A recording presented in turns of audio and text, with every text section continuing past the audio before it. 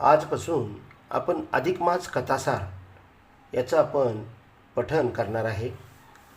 तर त्यापूर्वी आपण थोडीशी माहिती, अधिक मासाच्या महात्म्य जे कथासार आहे त्याची थोडीशी माहिती आणि पाठविधी आणि फलश्रुती.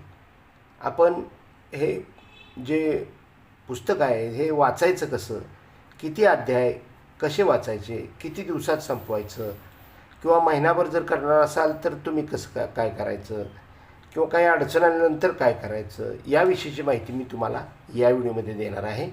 आणि त्याचा पहिला अध्याय हा पुढच्यापासून सुरू होतो आहे. एकूण 7 अध्याय आपण ह्या सत्रात घेणार आहे. आणि बाकीचे जे 7पासूनचे पुढचे 31 अध्याय आहेत ते माझे पूर्वीच रेकॉर्डिंग केलेले आहेत. ते तुम्ही माझ्या चॅनलवर पाहू शकता, ऐकू शकता. पद्मपुराण व बृहन्नारदीय पुराणात अंतर्गत अधिक मास महात्म्य कथासार. ओम श्री गणेशाय नमः, श्री गुरुभ्यो नमः, श्री पुरुषोत्तमाय नमः.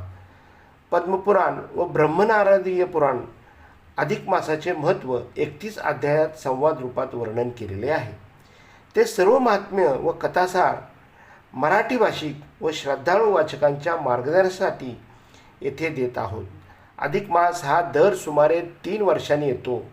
त्या मासात नेहमीचा स्वार्थीपणा सोडून मानवाने त्यागीपणाने वागावे, परोपकार करावा, व्रत पालन करावे, स्नान दानादी कर्मे करावीत आणि सामान्यपणे वनस्पती, प्राणी, मानव, देव देवता यांच्या बाबतीत अत्यंत आदराने, प्रेमाने, दयेने वागावे. आणि हाच धर्माचरणाचा उत्तम उपाय साक्षात श्रीहरी विष्णू स्वरूप श्रीकृष्ण पुरुषोत्तमाची भक्तावर कृपा होण्यास कारणीभूत होतो. यासंबंधी पुराण काळामध्ये कोणी अधिक मासाचे व्रत केले व त्यांना कसे मोक्षरूपी फळ मिळाले याचे कथात्मक वर्णन या पुस्तकामध्ये केलेले आहे. श्री पुरुषोत्तम मासाची पूजा कशी करावी, गृहस्थ धर्माचे दैनंदिन आचरण कोणते, स्त्रियांसाठी धर्माचे आचरण कसे करावे यासंबंधी पुरातन ऋषींची त्यावेळीची मते व उपदेश समाविष्ट केले आहेत. सूत हे शौनकादिकांना नैमिषारण्यात हा सर्व कथा भाग सांगतात असे मुख्य सूत्र असून त्यात नारायण नारद संवाद, श्रीकृष्ण पांडव संवाद, वाल्मिकी दृढध्व संवाद यांचा संवाद हे प्रधान संवाद आहेत. गोष्टी अद्भुत व बोधक आहेत. वाचकांनी मनापासून या गोष्टीचं तात्पर्य लक्षात ठेवून मग आपल्या अध्यायाला सुरुवात करायची आहे. तर पाठ्यविधी कसा आहे व त्याची फलश्रुती कशी आहे, तर आपल्या पुराणातील ब्रह्मनारदीय पुराणामध्ये जे 31 अध्यायी पुरुषोत्तम मास महात्म्य संस्कृतात आहे त्याचेच हे पुस्तक मराठीमध्ये गद्यरूपात आहे. मूळ तितकेच या पुस्तकाचे पठण व श्रवण परमहितकारक आहे. या पुस्तकाचे वाचनही एक पवित्र ग्रंथ म्हणून करावे. त्याची पद्धती पुढीलप्रमाणे अनुसरावी.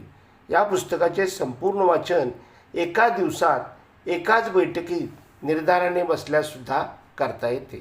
परंतु रोज 5 अध्याय वाचले तर 1 ते 5, 6 ते 10, 11 ते 15, 16 ते 20, 21 ते 25 आणि 26 ते 31 असे 31 अध्यायाचे वाचन तुम्ही 6 दिवसामध्ये सुद्धा करू शकता. अधिक मासाच्या शुद्ध प्रतिपदेला सकाळी नित्यकर्म व घरातील देवांची पूजा झाल्यावर समोर श्रीहरी राधाकृष्णांची तस्वीर पाटावर शुभ आसन घालून ठेवावी. किंवा गोपालकृष्ण आपल्या घरी असेल तर गोपालकृष्णाचं आपण स्वरूप घेऊन त्यांची आपण पूजा करायची आहे. तिला गंध लावायचा आहे, सुगंधी फुले समोर पाटावर व्हायचे आहेत, तस्वीराला लहानसा हार घालावा, उदबत्ती लावावी, निरांजन लावावे, देवाला दहीपोह्याचा नैवेद्य अथवा लोणी साखरेचा नैवेद्य उदबत्ती ओवाळून निरांजन ओवाळून घंटानाद करीत अर्पण करावा. मग आपण समोर आसनावर बसून रोज 5 अध्याय वाचावेत. षष्टीला एका प्रेमळ किशोरवयीन विद्यार्थ्याला श्रीकृष्ण म्हणून जेवायला बोलवावे किंवा दाम्पत्याला जेवायला बोलवावे. भोजन दक्षिणा द्यावी व पठण समाप्ती करावी. वस्त्रदानी देता येते. सामान्य मध्यम वर्गातील गृहस्थांना हे शक्य आहे. राधाकृष्णाची तस्वीर नित्य देवात ठेवावी. प्रारंभी मी पूर्णोक्त फल प्राप्तीसाठी व अनिष्ट दूर होऊन इष्टकामांना प्राप्त होण्यासाठी पुरुषोत्तम मास महात्म्य कथासार हे पुस्तक प्रतिदिन अंशतः पठन करणार आहे. ते कार्य नीट व्हावे म्हणून श्री गणेशाचे स्मरण करतो व श्री राधाकृष्णांचे स्मरण करतो व दोघांनाही नमस्कार करतो. श्री गणेशाय नमः, श्री राधाकृष्णाभ्यो नमः असा संकल्प आपण करायचा आहे.